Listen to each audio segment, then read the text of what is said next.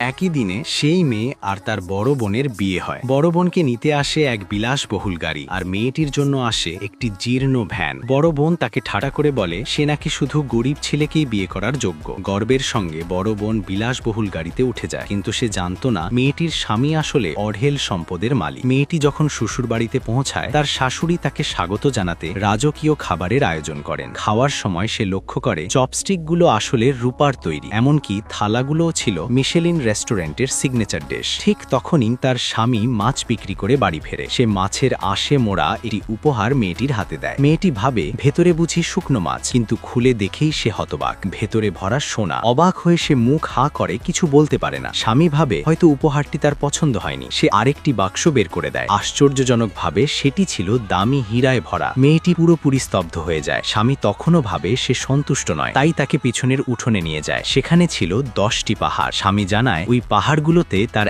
1000টি প্রজনন খামার রয়েছে, আর সবই সে মেয়েটিকে দিতে চায়। এরপর সে 30 কোটি মার্কিন ডলার জমা থাকা একটি ব্যাংক কার্ড মেয়েটির হাতে দেয়। তখনই মেয়েটি বুঝতে পারে তার স্বামী আসলে একজন নীরব কোটিপতি। কিন্তু বড় বোনের ভাগ্য তেমন ভালো ছিল না। ধনী পরিবারে বিয়ে করলেও তাকে প্রতিদিন দাসীর মতো শাশুড়ির সেবা করতে হতো। সামান্য ভুল করলেই তাকে গালাগাল ও মারধর করা হতো। তবুও ধনী গৃহবধূর পরিচয় ধরে রাখার জন্য সে সব অপমান চুপচাপ সহ্য করত। অন্যদিকে বিপুল সম্পদের মালিক হয়েও মেয়েটি ডেলিভারির কাজ চালিয়ে যেতে থাকে। একদিন তার স্বামী তাকে একটি ভোজ সভায় যেতে বলে। সেখানে বড় বোনও উপস্থিত ছিল। মেয়েটিকে ডেলিভারি ইউনিফর্মে দেখে বড় বোন ইচ্ছা করে তার গায়ে লাল ওয়াইন ঢেলে দেয় এবং বলে এমন অভিজাত জায়গায় আসার যোগ্য সে নয়। এরপর বড় বোন মিথ্যে অভিযোগ করে বলে তার একটি হার হারিয়ে গেছে এবং মেয়েটি নাকি চুরি করেছে। সে নিরাপত্তারক্ষীদের ডেকে তল্লাশি করায় সত্যি মেয়েটির কাছে একটি হীরার হার পাওয়া যায়। পুলিশে দেওয়ার ঠিক আগ মুহূর্তে তার স্বামী সেখানে এসে পৌঁছায়, কিন্তু বড় বোন বলে স্বামীও নাকি তার সহযোগী। দুজনকেই আটক করা হয়। ভাগ্যক্রমে ঠিক তখনই স্বামীর সহকারী এসে পৌঁছায়। সে অহংকারী বড় বোনকে কঠোরভাবে তিরস্কার করে। শেষে স্বামী মেয়েটির হাত ধরে মঞ্চে ওঠে এবং ঘোষণা করে এই ভোজসভাটি আসলে তার স্ত্রীর জন্যই আয়োজন করা হয়েছে। সে সবার সামনে নিজের পরিচয় প্রকাশ করে এবং জানায় তার পাশে থাকা মেয়েটি তার